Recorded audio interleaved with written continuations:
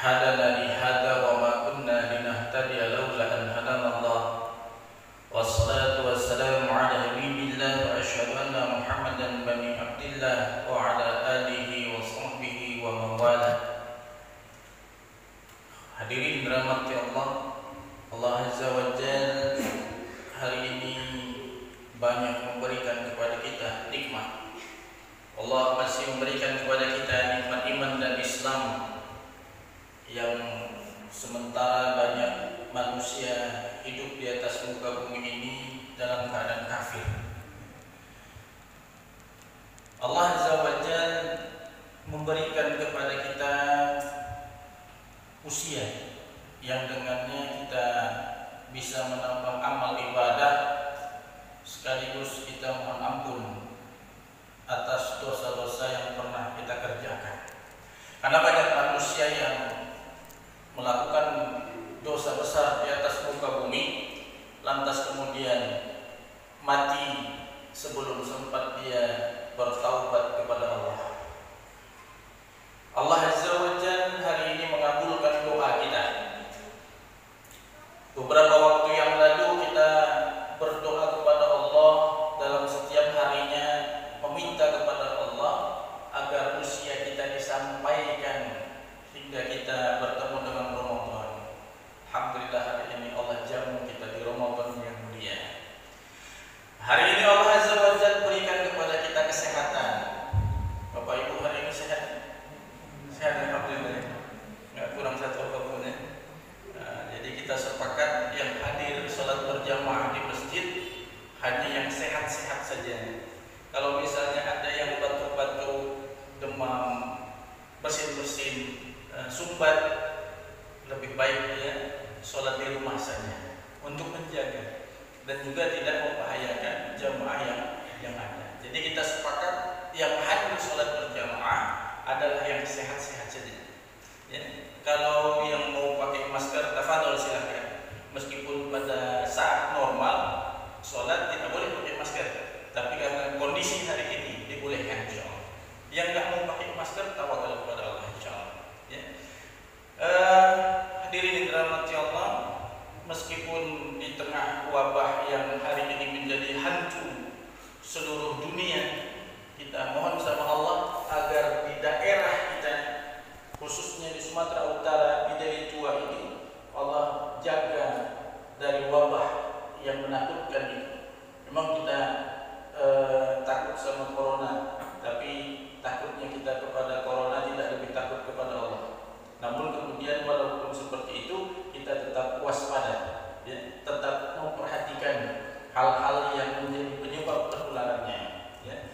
Alhamdulillah hadirin dirahmati Allah, semoga Allah Azza wa Jalla ketika ketika mempertemukan kita, memberikan kesempatan kepada kita untuk bertemu di bulan Ramadan, maka jadikan Ramadan tahun ini adalah Ramadan terbaik yang pernah kita jalani dari Ramadan sebelumnya.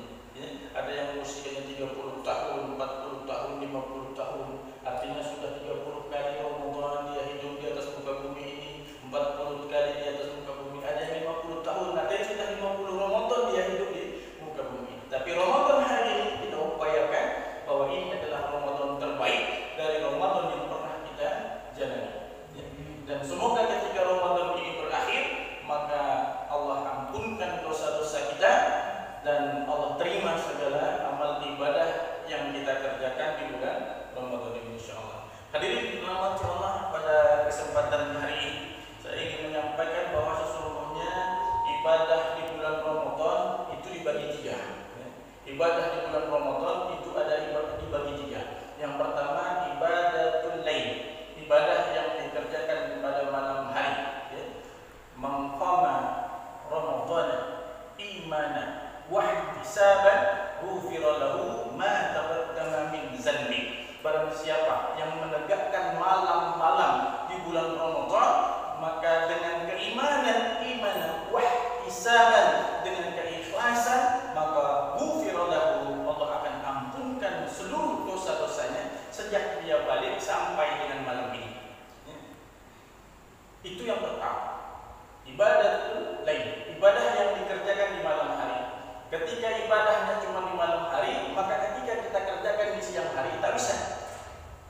cepat diterima ketika kita kerjakan di malam hari saja. Yang kedua, ada namanya ibadah sahar. Apa itu ibadah sahar? Ya, ibadah sahar. Jadi ada dalilnya, inna sahur fi sahar fa inna tasawuf fi barokah. Apa itu nanti kita akan jelaskan. Yang ketiga adalah ibadah nahar. Ya, ibadah yang dikerjakan pada siang di bulan Ramadan.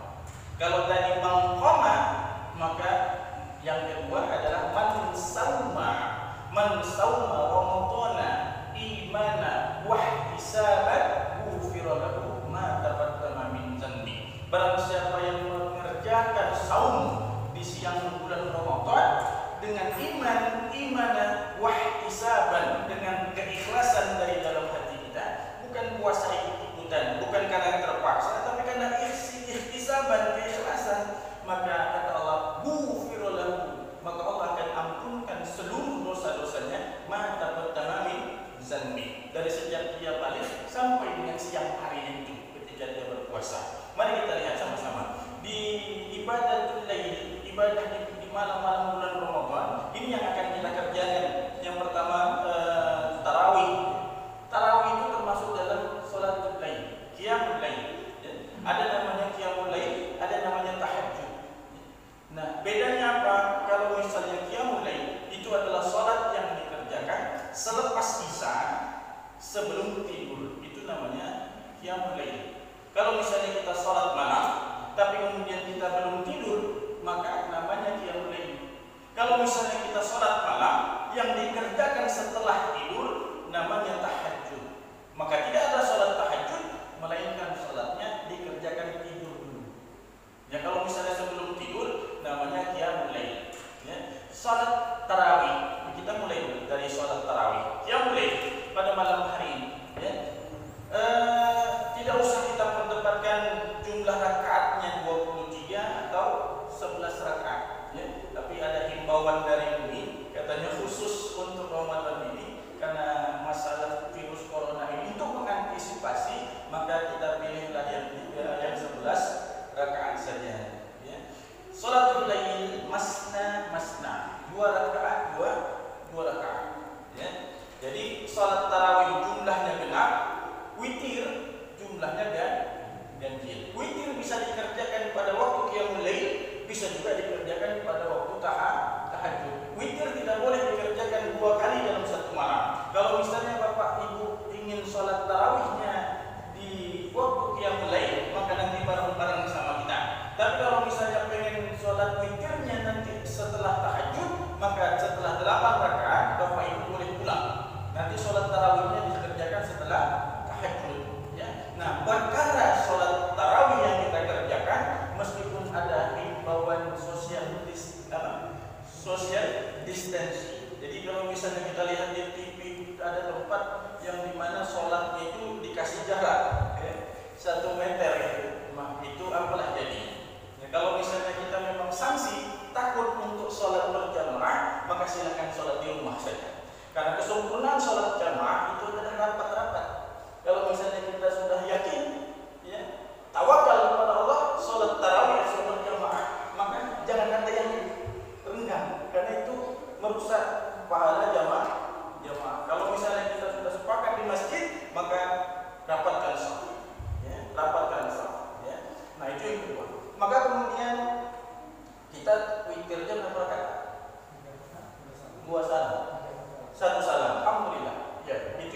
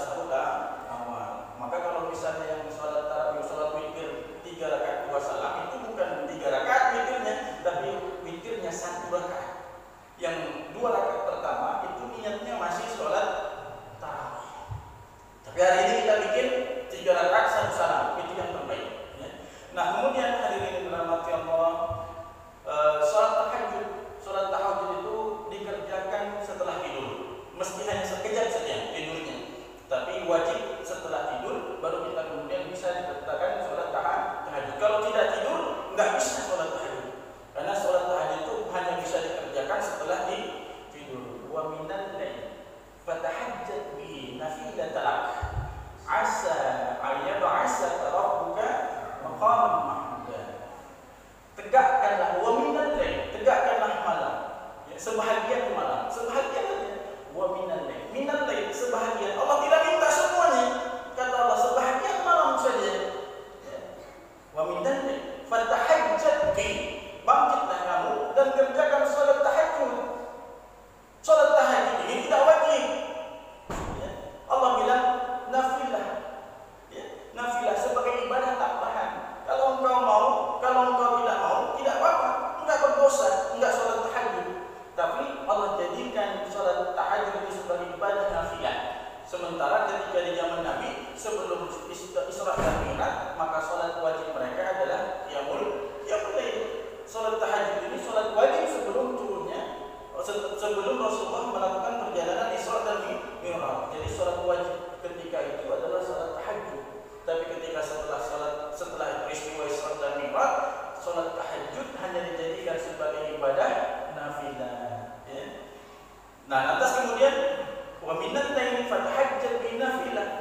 Asa kata Allah, kalau engkau mampu mengerjakannya, ayat ba'asa rabbuka maqaman mahmuda, maka Allah akan menempatkan engkau di tempat yang mulia. Ada kedudukan tertinggi, ada kedudukan yang istimewa. Nanti akan kita bahas pada pertemuan-pertemuan selanjutnya.